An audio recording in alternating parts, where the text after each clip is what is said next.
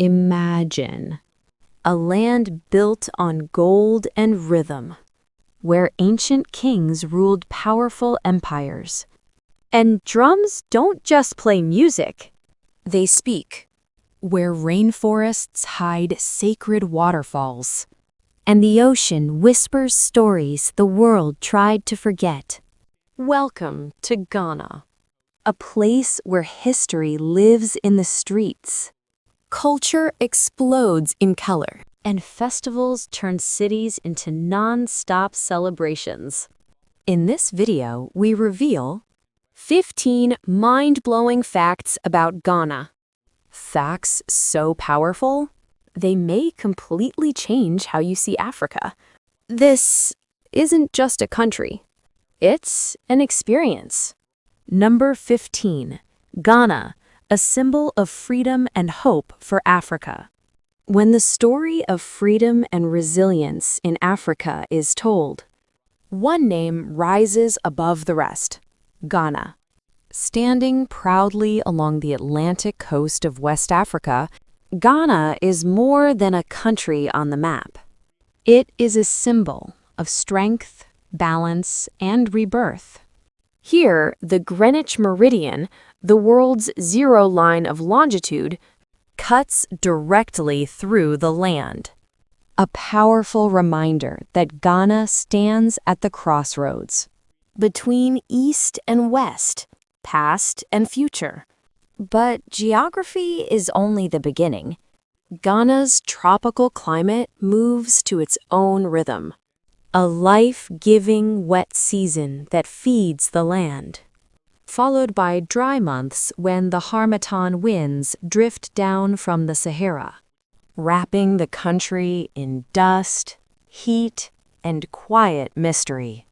Each season leaves its mark, shaping the soul of the nation.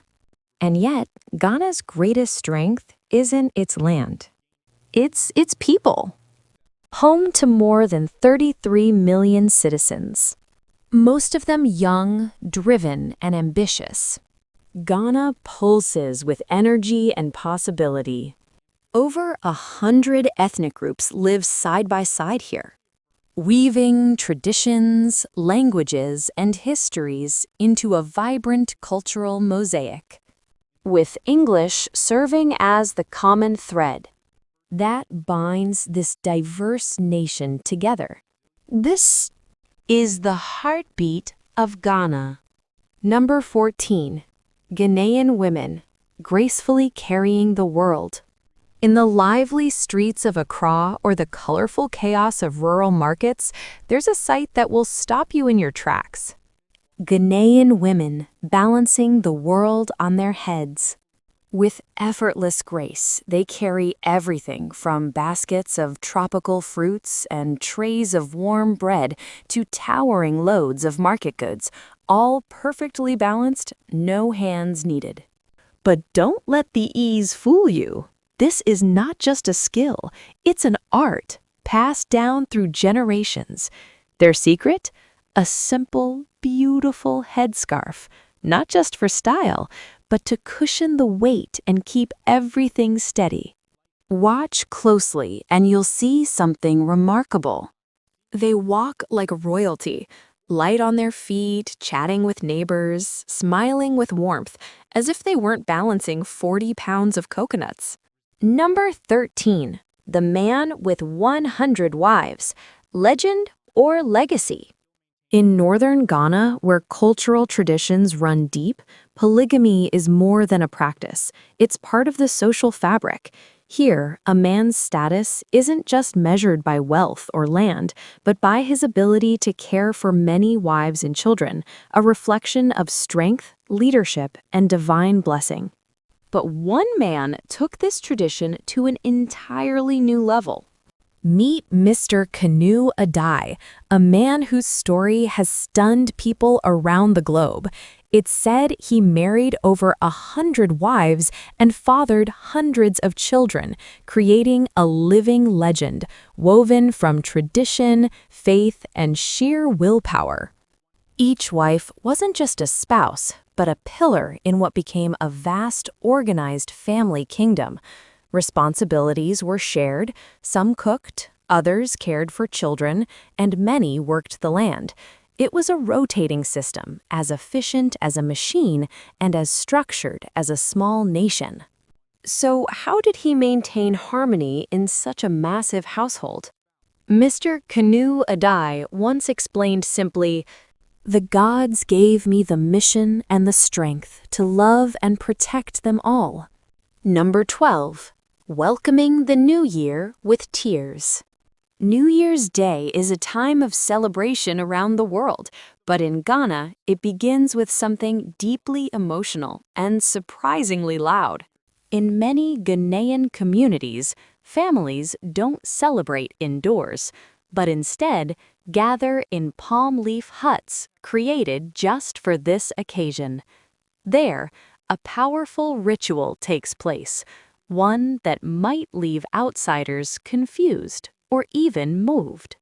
If the previous year was filled with loss, hardship, or misfortune, the family cries loudly together on New Year's Day. It's believed this collective mourning drives away bad luck and clears the path for blessings in the year ahead. But if the old year was good, then the tone shifts. Laughter, dancing, and joyful noise fill the air as the family celebrates their good fortune and gives thanks. This emotional start to the year sets a powerful tone, blending reflection with hope. So if you're in Ghana on January 1st, don't be surprised if the streets are filled with the sound of weeping instead of fireworks. There's more. In coastal areas like Osu and Accra, there's a sacred New Year's silence. Playing music on this day is strictly forbidden out of respect for the sea goddess Mame Water, or Mamiwata. Locals believe that loud music may anger her and bring disaster to fishing communities, a belief so strong the ban can last until May. Number 11. A sacred rite, coming of age in the Krobo tribe. In the lush eastern region of Ghana, where emerald mountains meet winds that whisper stories of centuries past, a powerful and beautiful ritual takes place, one that marks the end of childhood and the beginning of womanhood. This is Dipo, the traditional coming-of-age ceremony of the Krobo people. More than a festival, it's a sacred journey, a rite of passage that transforms girls into women with dignity, grace, and ancestral pride. As dawn breaks, the ritual begins. Young girls kneel by a sacred stream. There, their hair is shaved, symbolizing purification, a gentle farewell to childhood. This cleansing act prepares them for the path ahead, both spiritually and physically. Then comes the adornment. Dressed in radiant traditional garments, the girls wear layers of colorful beads that sparkle in the sunlight, each bead believed to carry stories of the tribe's ancestors, culture, and legacy. Over the days that follow, they face ritual tests, balancing water-filled gourds on their heads without spilling, walking barefoot near fire, and performing sacred dances. These are not mere performances. They teach the girls courage, discipline, and resilience, the virtues every woman must possess. Number 10. Ghana, a land of gold, a struggle for survival. Ghana is known as the Gold Coast, a land shimmering with one of the world's most sought-after treasures. In 2023 alone, Ghana produced nearly 4 million ounces of gold, making it one of Africa's top producers. But beneath the glitter of gold lies a stark paradox. In a country so rich in resources, how is it that over 23% of the population still lives below the poverty line? And in Ghana's northern rural regions, the numbers are even more heartbreaking, with poverty rates nearing 50%. Gold mines dot the landscape like veins of light. and thousands of hard-working miners dig with unyielding hope. Yet for many, the promise of prosperity never reaches their homes. Basic needs, clean water, healthcare, education, are still out of reach for countless families. In remote villages, daily meals might consist of only sweet potatoes or maize. Children walk miles to attend overcrowded schools, while hospitals remain understaffed and under-equipped. Number 9. The real cost of living in Ghana. Living in Ghana might seem affordable at first glance, but if you plan to settle in Accra, the capital city, prepare for a surprise. Accra is one of the most expensive cities in Africa, with a cost of living that rivals some Western cities. Rent alone can take a big chunk out of your budget. A modest one-bedroom apartment in the city center can cost you around $900 per month, while a more spacious three-bedroom apartment might shoot up to $2,300. Looking for more affordability? You'll find it in the suburbs, where a one-bedroom unit can go for around $500 or even less. But if you move beyond Accra into smaller towns or rural areas, the difference is dramatic. There, basic accommodations may cost as little as $50 to $100 per month. When it comes to food, local restaurants are relatively affordable, offering meals for about $5. But a three-course dinner for two at a mid-range spot could cost around $50. Grocery prices are mixed. Milk is around $2 a liter, bread $1.50 a loaf, and chicken about $7 per kilogram. Families can save by shopping at open-air local markets instead of supermarkets. Number 8. Ghana's cultural kaleidoscope. Ghana is a cultural treasure chest, home to more than 100 ethnic groups, each adding its own customs, languages, and traditions to the vibrant national identity.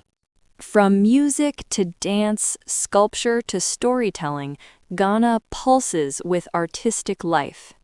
Its music is as diverse as its people. Genres like highlife and hiplife, a fusion of highlife and hip-hop, blend traditional beats with modern rhythms.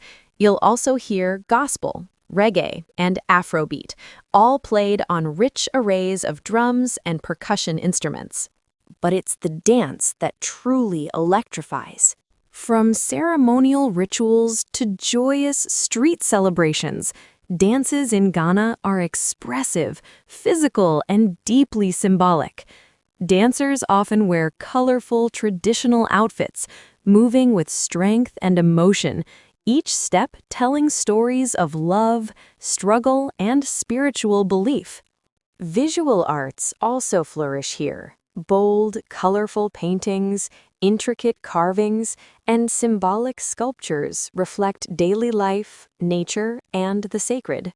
Among Ghana's ethnic groups, the Ashanti are particularly well known for their craftsmanship, especially their tiny, intricately made gold figurines used in ancestral worship and as symbols of power and status. Yet not all cultural traditions are embraced equally. Number 7. Ghana's natural wonders. Ghana isn't just a cultural gem, it's also a land of breathtaking natural beauty. One of its most iconic landmarks is Lake Volta, the largest man-made lake in the world by surface area. Formed by the construction of the Akosombo Dam, this vast body of water is not just a marvel of engineering, it's a lifeline for millions of Ghanaians. Traditional wooden boats glide quietly across its surface, ferrying fish and goods, connecting communities, and supporting local trade. Lake Volta provides water for irrigation, hydroelectric power, and economic opportunities through tourism.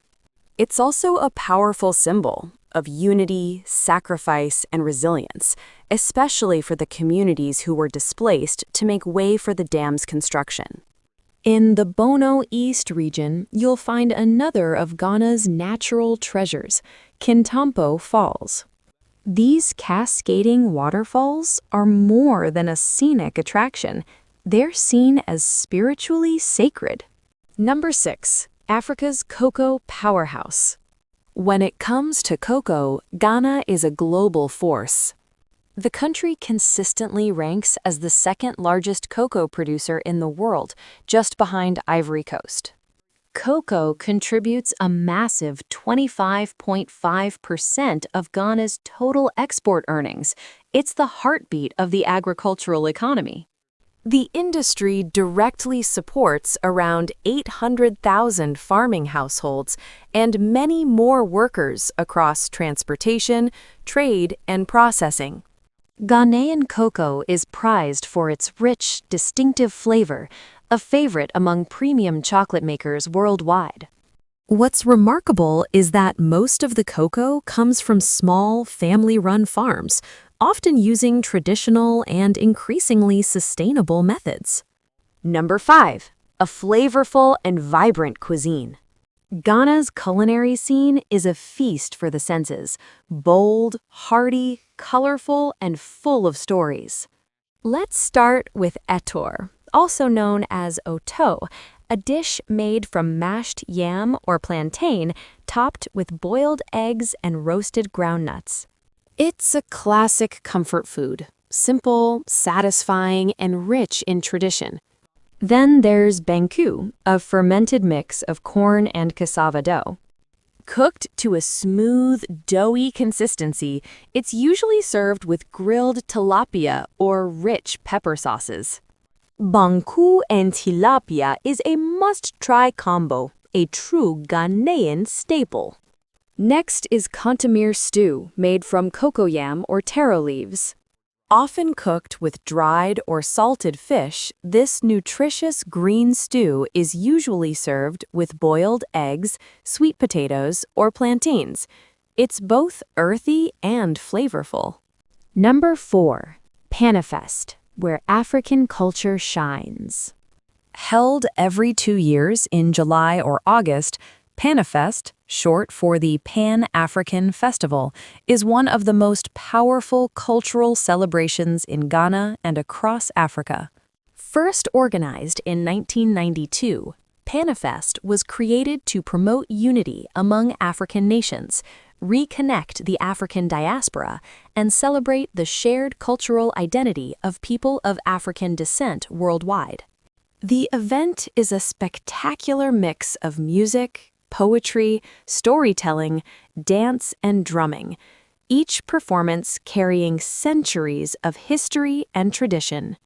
One of the highlights is the regal procession of tribal chiefs and their wives, parading with elegance and pride to the deep, resonant beat of African drums. Before opening day, communities spend weeks preparing, crafting costumes, choreographing performances, and perfecting rituals. And once the ceremonies begin, the atmosphere comes alive with color, rhythm, and spiritual energy, drawing visitors from all over the world. Number 3. Ghana's matriarchal traditions. Among Ghana's many unique societal structures, one that stands out is its matrilineal heritage, especially among the Akan people. In these communities, lineage and inheritance are traced through the mother's side, a tradition that shapes leadership, succession, and property rights. For instance, even though a king may reign, his successor is not his own son, but rather his sister's son. It's a fascinating balance. Men often hold power, but that power is passed down through women. This cultural structure reflects Ghana's deep respect for maternal lineage, emphasizing that a family's future is anchored in its women. Number 2. A nation of many languages. Ghana is a country rich in linguistic diversity. 2 of the most widely spoken local languages are Twi, predominantly used by the Ashanti people in the central and southern regions, and Dagbani, spoken in the north. These languages, passed down orally through generations, are deeply rooted in Ghana's history, storytelling, and social traditions. Today, English serves as the official language, a legacy of colonial history, and functions as a bridge between Ghana's many ethnic groups. It's used widely in education, government, and business, with roughly half the population able to communicate in it. Interestingly, while Ghana is surrounded by French-speaking neighbors like Côte d'Ivoire, Togo, and Burkina Faso, none of its bordering countries use English as a primary language. This gives Ghana a unique linguistic identity within West Africa. Number 1. Naming traditions based on day of birth. One of the most beautiful and meaningful traditions in Ghana, especially among the Akan people, is naming children based on the day of the week they were born. These names are more than labels. They are believed to reflect a child's personality, spiritual energy, and life path. For example, a boy born on Friday may be named Kofi, and a girl born on the same day, Afua. Saturday births might yield names like Kwame for boys or Ama for girls, symbolizing strength and reliability. And Sunday-born children might be called Kwasi or Akosua, names that convey charm and adaptability. These names connect people to their roots and ancestors, and they carry social and spiritual significance. Just asking someone, "What day were you born?" can spark a meaningful conversation, a reminder of the strong community ties woven into Ghanaian culture. Even globally, this tradition is recognized. Just think of Kofi Annan, the former UN Secretary General, whose name told a story of his origins before he even spoke a word.